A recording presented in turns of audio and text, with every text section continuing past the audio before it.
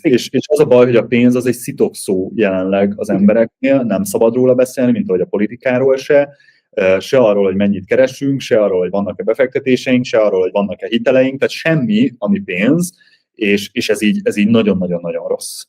Úgyhogy mi ezen igyekszünk változtatni, hogy az ne egy szitokszó legyen, és ne stresszforrás legyen, hanem épp ellenkezőleg tudja visszaadni az életünket, tudjon több időt adni nekünk, tudjon több lehetőséget adni nekünk, és ez egy jó eszköz legyen, amit mi használunk, és ne a pénz használjon minket.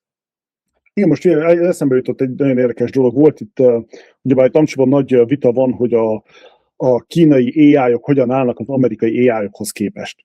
És a konklúzió az, hogy az amerikai AI-ok nagyon jól állnak, viszont a kínaiak nagyon jól állnak az energia, az áramnak a termelésébe. Hiszen ők már régóta ezt felismerték, és nem tudom, minden évben is nem tudja hány ilyen szén erőművet indítanak be, hogy minél több áramot tudjanak generálni, hiszen az AI-nak sok kell.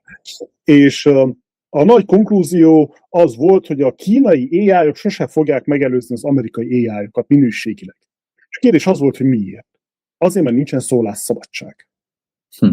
Kínában nincsen szólásszabadság. És ha nem tudsz a problémáról beszélni, mert meg van tiltva, akkor hogyan akarod azzal a problémával kapcsolatos bármit megtalálni?